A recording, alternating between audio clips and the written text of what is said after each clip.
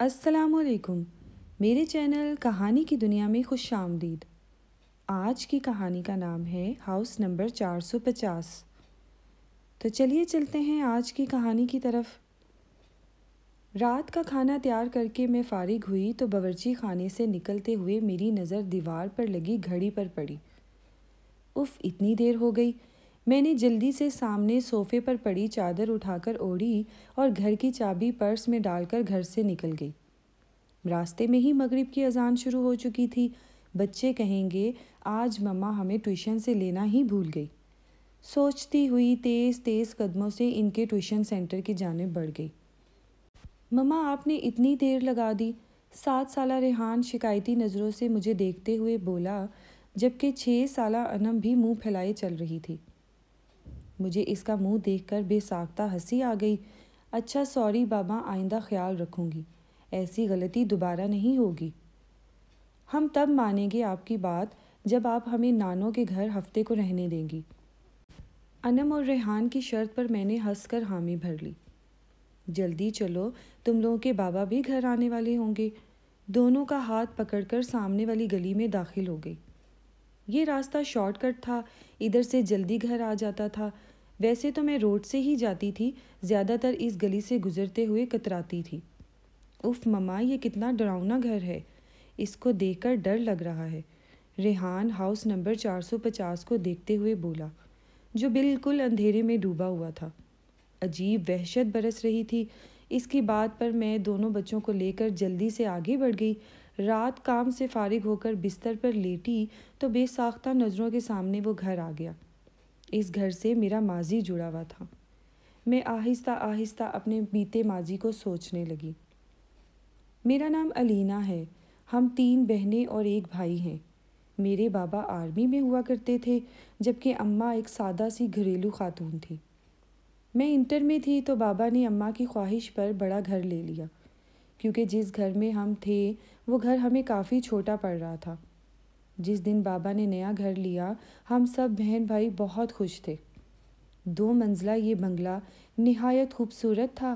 نیچے والے حصے میں 3 بیڈ روم، بڑا سا ٹی وی لاؤنج اور ڈرائنگ روم اور باورچی خانہ تھا، جبکہ اوپری حصے میں 2 bed room, T V lounge اور اسٹڈی روم تھا۔ چھوٹا سا باغیچہ تھا جس میں نیم اور بیر کے درخت لگے تھے، اور کار پورچ تھا کہ ایک گاڑی کھڑی ہو جائے۔ میری بڑی بہن مہرین جو مجھ سے 2 سال بڑی تھی، پھر اس سے چھوٹی ثنا جو 1 سال بڑی تھی، پھر میں تھی، اور سب سے چھوٹا ہمارا بھائی جو اس وقت 7ویں جماعت میں تھا۔ ہم تینوں بہنوں نے اوپر والے بیڈ روم لیے، جبکہ نیچے حارث اماں ابا کے ساتھ رہتا تھا۔ ہم تینوں بہنیں چونکہ کافی ڈرپوک تھی تو ہم ایک ساتھ ایک بیڈ روم میں ہی سوتی تھی۔ جس دن ہم شفٹ ہوئے تھے اس دن کافی تھکن ہو گئی تھی۔ رات گئے تک سامان وغیرہ سمیٹ کر فارغ ہوئے، باقی کا کام اب کل کر لینا۔ اب جاؤ تم لوگ بھی سو جاؤ، کھانے سے فارغ ہو کر امی بولی۔ تو ہم تینوں بہنیں اوپر آ کر لیٹ گئیں۔ تھکن اس قدر تھی کہ لیٹتے ہی نیند آ گئی۔ ابھی سوئے ہوئے زیادہ دیر نہیں ہوئی تھی کہ مجھے نیند میں ایسا لگا کہ کوئی باہر دروازہ بجا رہا ہے۔ میں نے اٹھ کر دروازہ کھولا تو سامنے کالی بلی کھڑی مجھے گھور رہی تھی۔ اس کو دیکھ کر میری بے ساختہ چیخ نکل گئی۔ میری چیخ پر میری بہنیں گھبرا کر اٹھ گئیں۔ کیا ہو گیا، سب خیر تو ہے؟ مہرین نے میرے پاس آ کر پوچھا۔ تم بلی سے ڈر گئی؟ اس نے حیرت سے بلی کو دیکھتے ہوئے کہا، اور میں شرمندہ ہو کر واپس بستر پر آ کر لیٹ گئی۔ ہفتے کی رات ہم تینوں بہنیں رات دیر گئے تک جاگ کر باتیں کرتی رہیں۔ یہی کوئی رات کے 2 بجے ہوں گے۔ ایسا لگا باہر ٹی وی لاؤنج سے باتوں کی آوازیں آ رہی ہیں۔ اس وقت کون ہو سکتا ہے؟ ہم بولتے ہوئے کمرے کا دروازہ کھول کر جیسے ہی باہر آئے تو ایسا معلوم ہوا جیسے یہ باتوں کی آواز باورچی خانے سے آ رہی تھی۔ باورچی خانے میں ہم نے جھانکا تو وہ کالی بلی سامنے کاؤنٹر پر بیٹھی نظر آئی۔ ہمیں دیکھ کر اس نے چھلانگ لگائی اور سامنے کمرے میں گھس گئی۔ ہم ابھی سمجھ ہی نہیں پائے تھے کہ کیا ہوا، پھر ہماری نظر سامنے جلتے چولہے پر پڑی۔ ایسی خوشبو آ رہی تھی کہ جیسے کچھ پک رہا تھا۔ مہرین نے آگے بڑھ کر چولہا بند کیا۔ ہم تینوں ہی گھبرا گئے تھے۔ اس بات کا ذکر ہم نے اگلے دن امی سے کیا، جس پر وہ الٹا ہمیں ڈانٹنے لگی کہ جلدی سویا کرو۔ اتوار کو خالہ اپنی فیملی کے ساتھ ہم سے ملنے آ گئی تھی۔ رات دیر تک وہ اپنے گھر گئیں تو نیچے ٹی وی لاؤنج میں رکھے تخت پر بیٹھے ہم تینوں بہنیں اور امی باتیں کر رہے تھے، جبکہ ابو اور حارث سونے جا چکے تھے کہ امی کی نظر لاؤنج سے جاتی سیڑھیوں پر پڑی۔ ارے علینا بیٹا، اوپر دیکھو، کوئی بچہ رہ گیا ہے۔ خالہ کے چھوٹے چھوٹے بچے تھے، کافی شرارتی تھے۔ امی کو لگا کوئی بچہ اوپر نہ رہ گیا ہو۔ امی کی بات پر ہماری نظر بھی اوپر کی جانب جاتی۔ سیڑھیوں پر اٹھی تو دیوار پر چھوٹے بچے کا سایہ نظر آیا۔ میں اٹھ کر اوپر جا کر دیکھنے لگی، مگر وہاں کوئی بھی نہیں تھا، جس پر میں خوف زدہ ہو کر تیزی سے نیچے آ گئی۔ جب میں نے امی کو بتایا کہ اوپر تو کوئی بھی نہیں ہے تو امی بھی چپ سی ہو گئی۔ ہم سبھی حیران تھے کہ جب اوپر بچہ تھا ہی نہیں تو وہ سایہ کس کا تھا۔ کچھ دنوں بعد بات آئی گئی ہو گئی۔ ہم سب گھر والوں کو کزن کی شادی میں اسلام آباد جانا تھا۔ 2 ہفتوں بعد ہم واپس جب گھر آئے تو بڑی عجیب حیرت ہوئی۔ پورا گھر شیشے کی مانند چمک رہا تھا، ایسا لگ رہا تھا کہ روز گھر کی صفائی ہوتی رہی ہو۔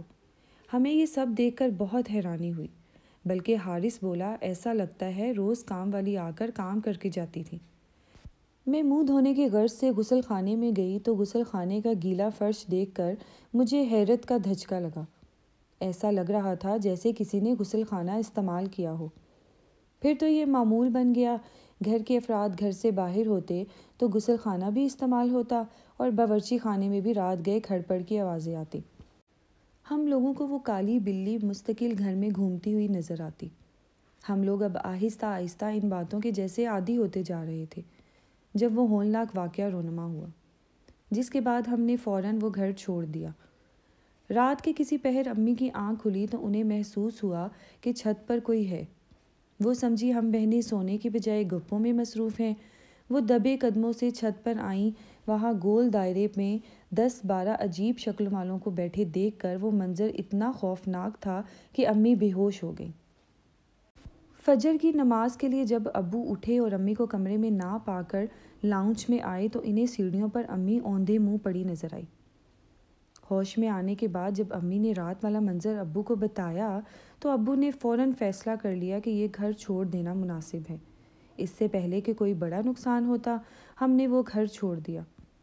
آج اتنے برس گزر جانے کے بعد بھی سوچوں تو خوف کی سرد لہر ہمارے جسموں میں دوڑ جاتی ہے کہ ہم 6 ماہ جس کو بلی سمجھتے رہے، در حقیقت وہ ایک جن تھا۔ اگر آپ کو اس طرح کی کہانیاں سننا پسند ہیں تو ابھی میرے چینل کو سبسکرائب کریں اور ساتھ میں لگے بیل آئیکن کے بٹن کو بھی پریس کر دیں تاکہ آپ کو ملتی رہیں ویڈیو اپڈیٹس۔